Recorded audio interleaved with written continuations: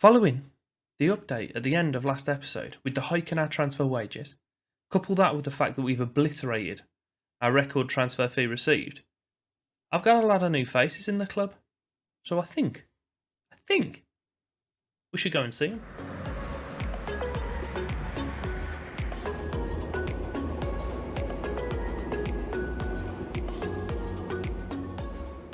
Welcome back. Club-2, Episode-9. I've managed to do it. We've got past the amount of episodes that we've done with Yarrow, so well done. Applause. Well done. Before we jump into it as well, I have got a second coaching badge on the go. So that's very good. Quite pleased with that.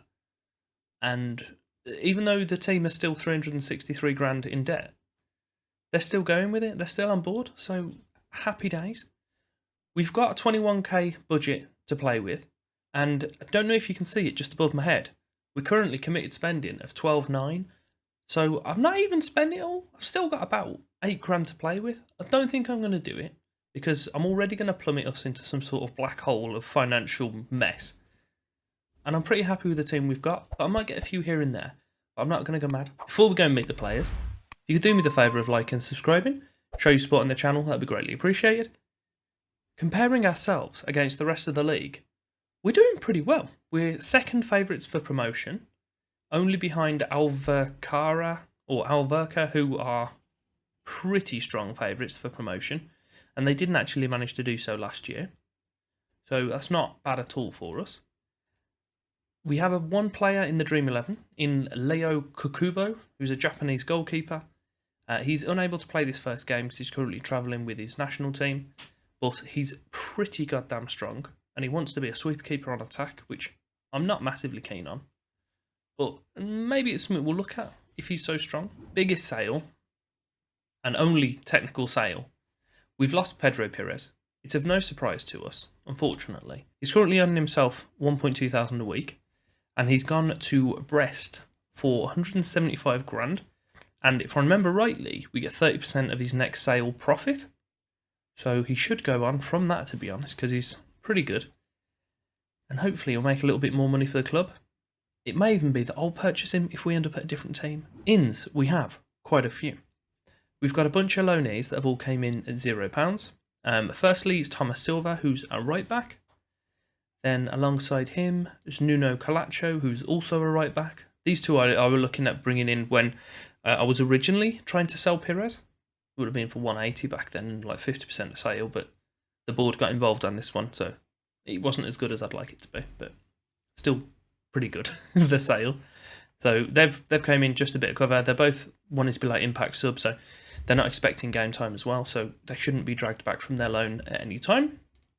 We've also bought back Duarte Gomez, who played half a year for us. I say half a year. He played 2 games, did pretty well in them, and then we didn't play him enough, so Pacos de Ferreira pulled him off his loan, which was unfortunate. And along with him, we have Artevaldo, who is a centre-back. He's only 18, and he's expecting a future prospect at £0 a week, so we're not paying him a thing, and he's not expecting to play. But looking at that, I'm thinking he's probably going to squeeze into the first team straight away. Discounting Kukubo, who we've already met, we've got a bunch of players that I've actually bought into the club with kind of, well, not money, obviously, but they're actually our player. I'll start off with Yassine Chahib, who is a left-back. He's going to be cover and kind of, well, long-term cover for Gabby, because I expect he's probably going to get purchased soon. But he's pretty good already. He's 2 stars at the moment, but 4 to 5 potential. He's came over from Lyon. He's 5'3", which isn't great. He doesn't have much strength, but he's pretty rapid, and he's decent tackling. He may even very well squeeze into the ball winning mid or fullback. I'm not 100% sure on that way. We've signed Dominic Akol, who is a striker. I saw his stats before I signed him. We're not paying him a vast amount of money, £300 a week, and he'll do pretty good. He can cover out on one of the wings, and he can be a striker if needs be. He's got pretty decent stats for both. Along with him, we signed Nikolai Skoglund, who is homegrown, from his time at Sporting, who we've brought him in from. He's been unemployed for 2 years by the looks of this. Oh, it's behind my head. Bear me a second. By the looks of this. 6'2", decent stats all round. We can put him in as a poacher or a pressing forward attack. I think that's probably what I'll lean to be honest, because his stats look pretty strong for both, and nice chunky flair as well. Also brought in Eduardo Aguiar, who is a Portuguese centre-back.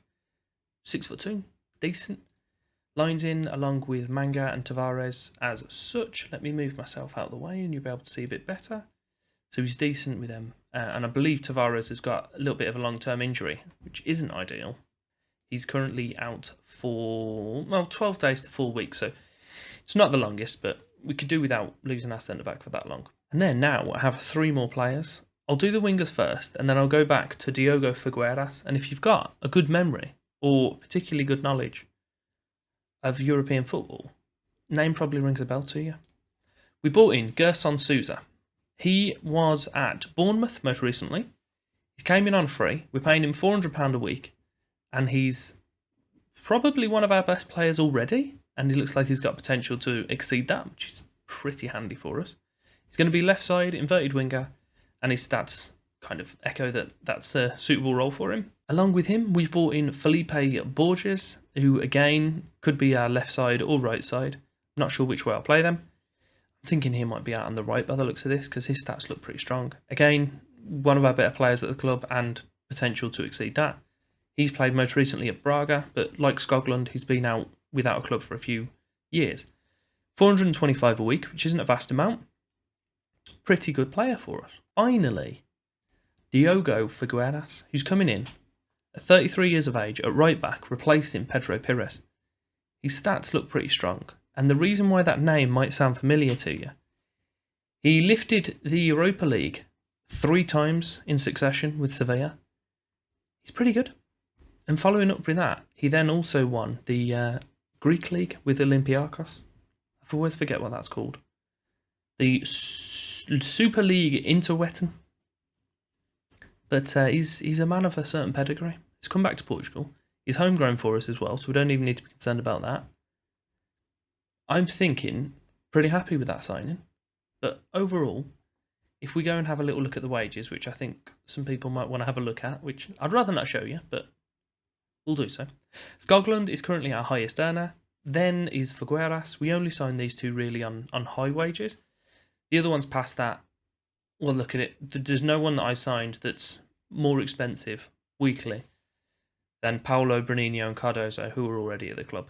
So I haven't gone overboard with the quality.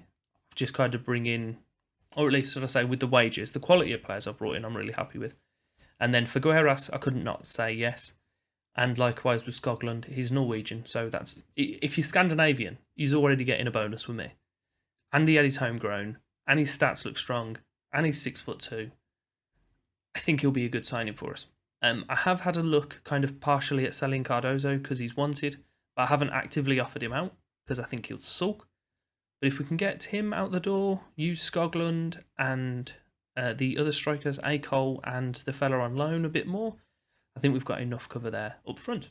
But what we should do now, I really suppose, is go into the game against Alvarenga, who have just been promoted into the division. We'll be playing with Matos in goal, Figueiras, Eduardo, Artevaldo and Afonso as the back 4.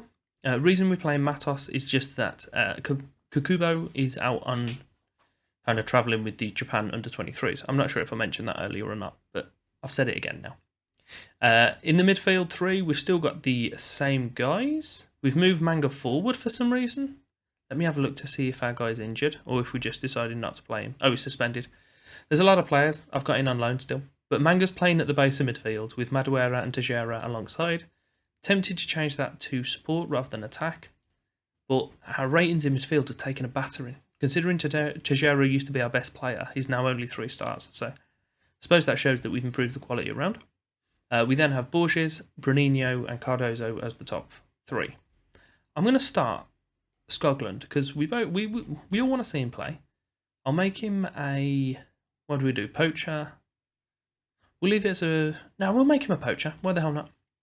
And Bruninho, sorry, we'll get rid of him. We'll bring in the new guy as well, so Souza. We'll go with that. We'll see what that can do for our first game of the season. Oh, look at this lineup for our first game. It's almost like they're new. 4-3-3. Artevaldo's got a fake face, because this is a regen. It's our first one.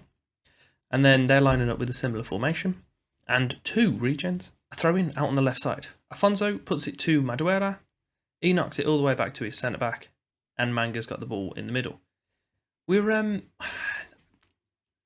I'm kind of hoping that now I've really bulked the squad out, I've not sold too many people. So when we get to the end, when we're playing games after game after game after game, we should be able to deal with it. We've brought up the calibre of the team. I think that team that we had is more than strong enough to get out of the division last year. It's just simply the fact that because it was so sparse, the players that were just getting played week in, week out were just getting ruined. That's kind of what I'm thinking is happening, kind of what I'm hoping. And if this season ends and we still have performed so poorly for that month, I just don't know what I'm going to do. It's going to annoy me quite a bit. I'm going to have to see where we are at that point. But I think I'm going to play through this season anyway, unless we get an absolute mad job interview, an offer, and something I can't refuse. But Scotland has put us 1-0 up, which we're all happy to see. Our little Scandinavian, our homegrown Scandinavian, he's scored his first of the season, and our captain for the day as well. I think Dino is the actual captain for the club, but he's probably never going to get anywhere near the first team. So, yeah, you'll probably see a lot of Scotland with an armband. Mike, that guy was called... that's good. He's called Mike? It's not a very Portuguese name, Mike, is it? Not particularly happy about just all this. I assume Madureira's cocked up because his name was lit up. Is this him at the near post? Ooh, okay. I'm not sure why we're blaming Madureira. Maybe we should be blaming Matos again for underperforming, but hopefully when we get Kakubo through, we won't be seeing anything like that.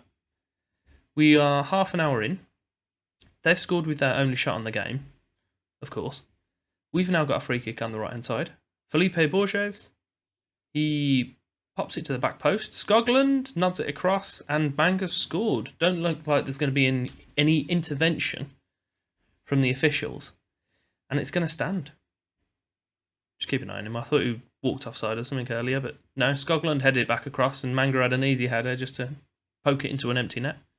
We're looking for a tight offside. I don't know who or what that line's against at that point, but we scored. That's the main thing. Beautiful. Figueras plays it short to Tejera. Borges, he has Figueras outside on the right, all the way back to the centre-back, and Figueras has now got the ball. Powering down that right, there we go, down the right wing, short to Tejera, back to post. Gus Sousa has now scored after he missed his header while I was chortling away in the first few minutes. And we're 3-1 up just before half-time. That's more like it. I was starting to get a little bit concerned that we were going to lose the first game when they equalised. But we've looked pretty strong. It is now half-time. Our XG chart is through the roof. The stats are definitely on our side.